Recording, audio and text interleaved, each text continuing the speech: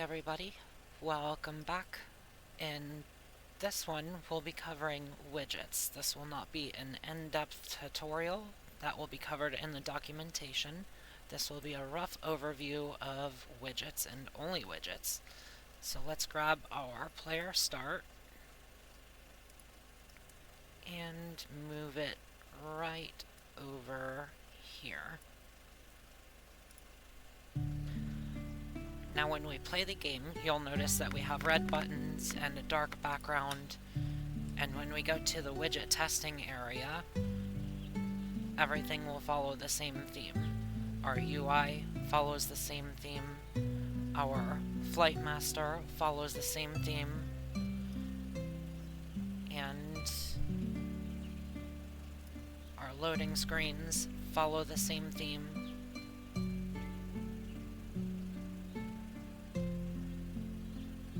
And our discovered areas follow the same theme.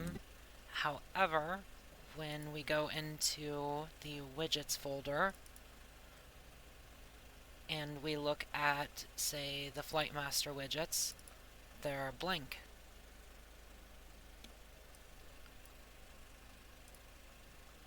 And there's a very good reason for that. So let me show you. What's going on is in our widgets folder, if you scroll down, there's this one right here called Master Widget. Let's open that up and you'll see that it's blank.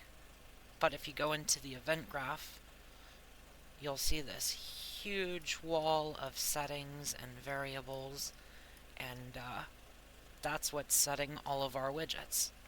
So this stuff you might not have to mess with too awful much. But if you go over to the settings area and like here, we want instead of on button clicked, we want a sword swish, and on our HUD we want this ugly yellow background, and we want our mana to be a lighter blue, and we want our health to be pink for whatever reason, and we want our stamina to be yellow for whatever reason. And instead of discovered area 1, we found the dells, and instead of area 2, we've now discovered Pike's Peak. My Java is out of date. And on our widgets themselves, we want this teal background, and on our buttons we want a blue color for the text.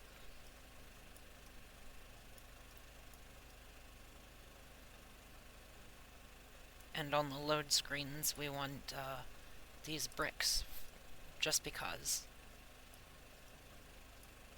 So if we compile and save that, minimize it, and play the game, now you'll notice that we've changed the entire look of the game within less than 5 minutes. Our sound on the buttons has changed.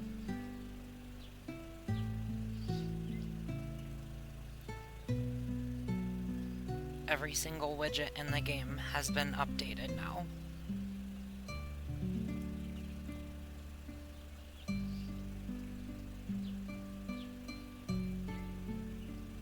We've discovered Pike's Peak, and we've discovered the dells. So that's a pretty quick overview of it, and let's back all this up so it looks better. Oh, and the button color, you can actually change that right here. And I'm going to do it just to show you.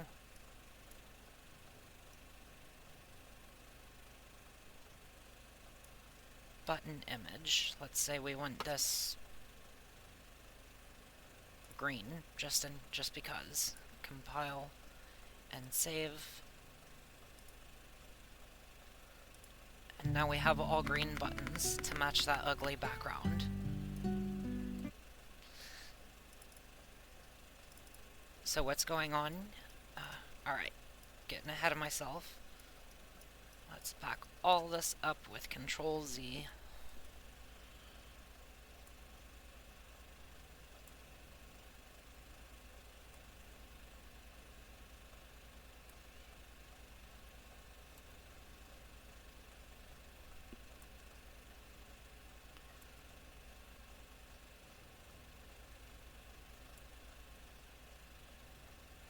Almost there. Sorry for the pause, guys. And if you hear any background noise, it's because my neighbor is running a generator, and it's right next to my window. So, button switch 7, we're there. And just to reconfirm, we have reverted every single change in the game. Perfect. So, let's look at this a little bit more closely. So on event construct, it's grabbing variables for everything. All the variables you could imagine that you would need for a widget. And then after this sequence, we don't need that guy. It's grabbing a player reference and setting every single widget within the game.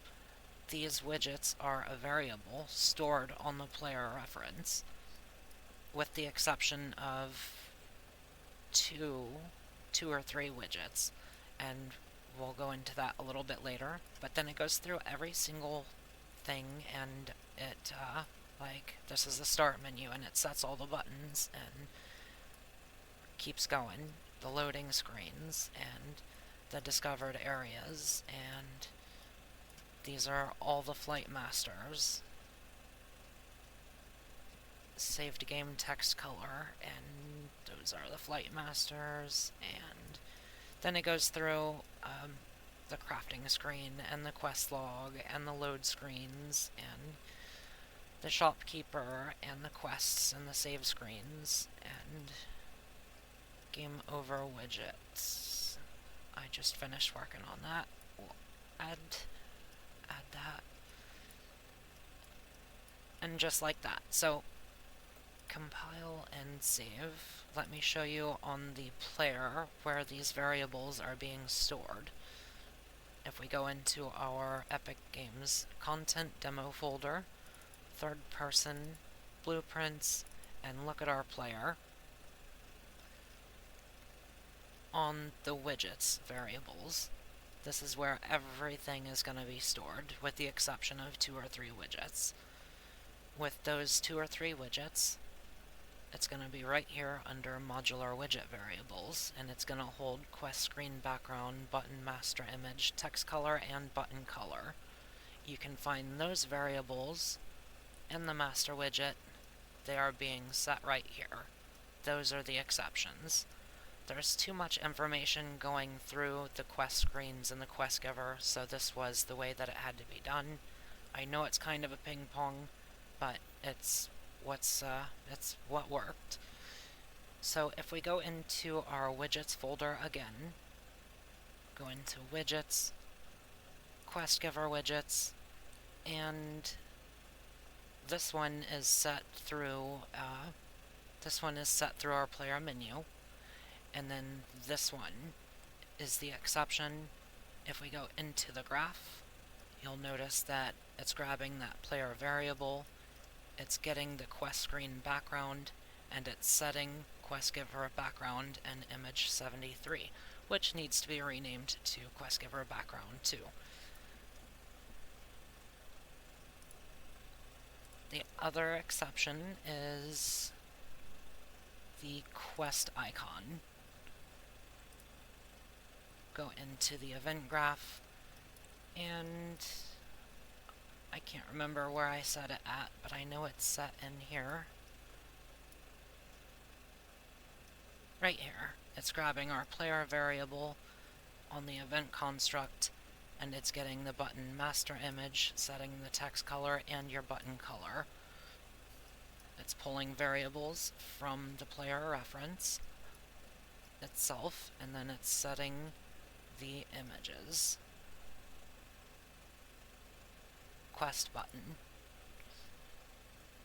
So those are the two exceptions, but that is the footwork behind everything. I'm gonna make a more intricate RPG kit or combat system or template, whatever you want to call it. This is more of a simple one, and I'm gonna do it differently, but this one works fine. And yeah, so that is the footwork behind the modular widget system, and I hope you guys make some great games with it. It takes a lot of hunting and pecking away. There's no more of that.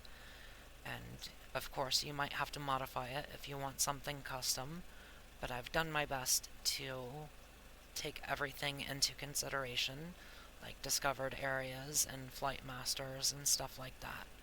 And since this is a simple RPG system, that should pretty well cover it. I wouldn't go making like World of Warcraft or anything with this system, but if you just want one big huge map and a couple side zones and stuff like that, this should take a good couple days of work out of your project. And I hope you all find it useful, and I look forward to the next template. Have a great day. Bye.